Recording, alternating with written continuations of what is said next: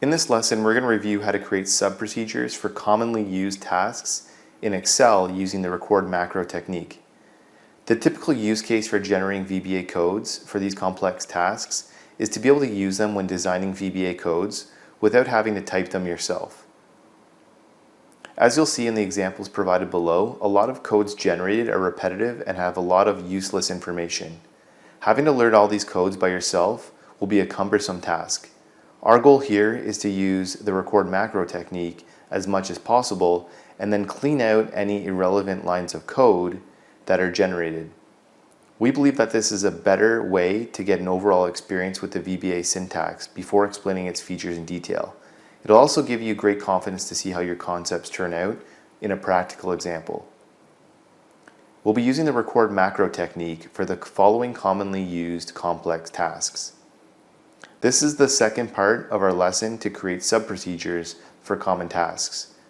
We've incorporated generally all of the activities that you would normally perform in your day-to-day Excel work. In the last lesson, we were able to incorporate all the sub-procedures using a single record macro technique. In this lesson, however, as the tasks involved are diverse and not interlinked, we will use multiple data files to generate VBA codes. You are advised to use the record macro technique as much as possible to generate VBA codes for multiple functions to get a grip on the types of codes generated.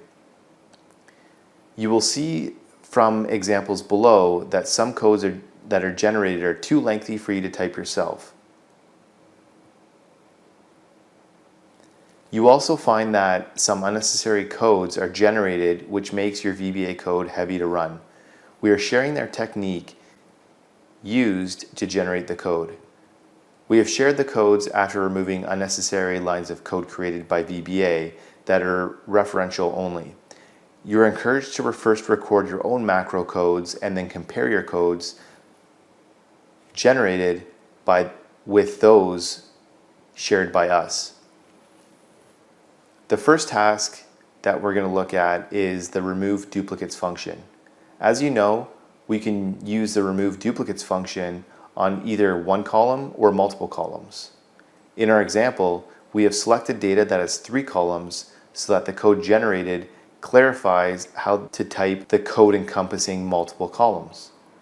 Once the code is generated, you need to know the column range and remove duplicates. Once the code is generated, you need to know the column range to remove duplicates from and how many columns it has. It can either be a single column or multiple columns. The multiple columns are denoted with an array reference in the VBA code. For array, the procedure is going to be as follows. If you have multiple columns, then you'll have to put the array in order. For example, if you have 4 columns, then your array will be 1, 2, 3, and 4. The second task is to insert a pivot table. We'll insert a pivot table by going to the Insert tab and then selecting Pivot Table Options. You'll be surprised to see the length of the code that's generated in VBA. This is because VBA coding includes all of the design procedures for a pivot table as well. Imagine having to type the code all by yourself when you instead can insert the pivot table in 3 easy steps. The next task is to generate code to insert a chart. We insert a simple bar chart and the code generated is quite simple. For your chart needs, all you need to do is assess what type of chart you normally use. You can then create a series of codes and use them for the record macro technique. You don't need to remember the chart type, as the whole purpose of this course is to make your life easier with VBA. The next task is to insert a formula in an Excel cell. We generated this code by typing the SUMIF formula in Excel to show you how the formula looked in the VBA editor. The formula is always written inside inverted commas. You can type any formula in VBA that you normally would in Excel within the quotations. Please note that the reference of columns in the formulas uses relative references, which can also make things dynamic. The next task is to refer to another worksheet in an Excel formula. The reference of another worksheet in a formula is what you normally see in Excel with the name of the sheet and then an apostrophe and exclamation mark. The next task is to refer to another workbook in an Excel formula. The reference to another workbook in a formula is what you would normally see in Excel with the use of square brackets and then an apostrophe and an exclamation mark. The next task is to generate code for conditional formatting. In our example, we used conditional formatting to highlight cells that have a value of greater than 3,000. You can generate your code based on your own customization and highlight cell rules, or use this code and amend the column selection and the criteria of the conditional formatting so that you have a starting point. The next task is to generate VBA code to insert and delete rows. We inserted a row in the third row, and the syntax shows that it instructs Excel to shift the rows downward. The code also instructs Excel to use the same formatting for the added rows that is used either by the left cell or the cell above. You can use this code as it is simple to understand. We deleted the rows that we added above, and we can see from the code it is instructing Excel to shift upwards in the empty space after deletion. The next task is to generate VBA code to insert and delete columns. We inserted a new column to the second column, and the syntax shows that it instructs Excel to shift the columns to the right. The code also instructs to use the same formatting for the added columns that is used either by the left cell or the cell above. You can use this code as it's easy to understand, and you can modify it as per your requirements. We deleted the columns that we added to the right, and we can see from the code it is instructing Excel to shift to the left in the empty space after deletion. The next task is to use the GoTo function to go to a referenced cell. This is the simplest code that is generated. It just goes from one cell to the other linked reference. This can easily be incorporated in the VBA code through the range option, and you'll probably never need to generate a code for the GoTo function. The next task is to use the GoToSpecial function with the selection of visible cell only. We selected a range of cells and then used the GoToSpecial function. We then selected to see visible cells only. The code generated also has the text that shows that we have selected the visible cells properly. The code is useful when we use filter to hide other cells in a range. The next task that we're going to go through is the sort function with multiple criteria. We're going to use the sort function with multiple criteria levels. The code generated is repetitive due to the same code applied for each level of criteria. The code generated is very lengthy, and it is only sensible to use the pre-generated code rather than type everything here on your own. The next task is to use the filter function and then remove the filters. In our example, we filtered 3 names, which can be seen in the VBA code as well as in the array selection. Our selection is shown through quotations. We can then use the remove filter option and generate code to show how the code is generated when we remove filters. The next task that we're going to go through is the subtotal function.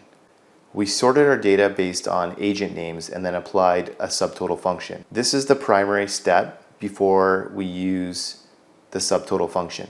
If your data is not sorted according to your desired subtotal criteria, it'll be grouped based on their row position, and the result will not be meaningful.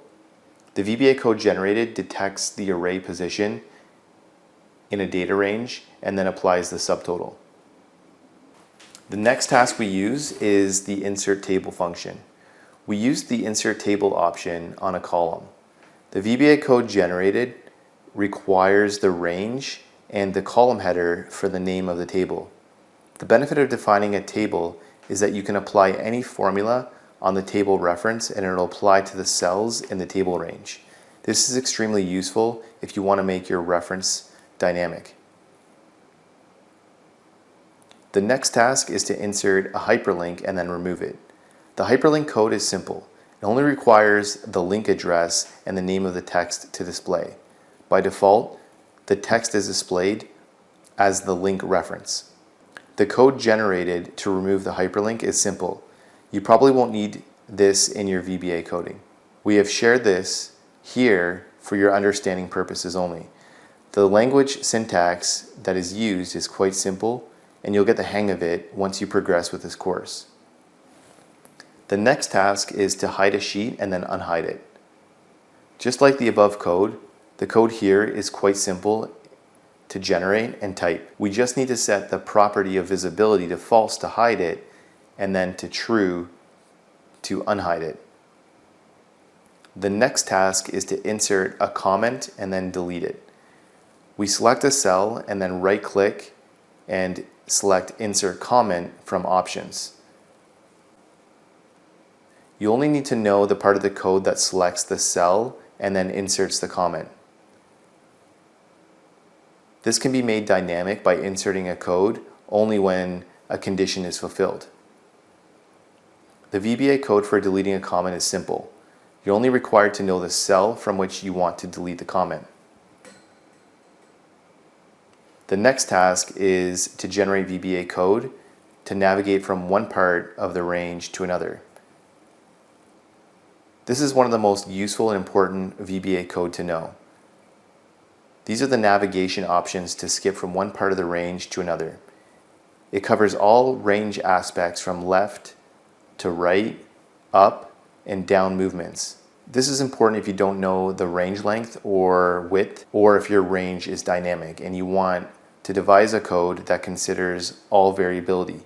For example, if you have a sum formula to paste to a range but you're uncertain about the height of the range, you can use this technique to navigate to the end of the range so that you can paste the code and apply it to every row of the range. The next task is to insert and delete shapes. We inserted a rectangle shape and then entered a text with some formatting. You're not recommended to use this code for general shape editing, as it'll take up too much time. You can use this if you want to add it to the macro. Deleting a shape is easy. You can see that the VBA code syntax is also simple and direct. The last task of our lesson is to generate a code for the delimit function. We have used the delimit to separate a text into columns based on the number of spaces of the text. These were the first and last names of agents. You can see that the criteria for space is set to true and the rest is set to false.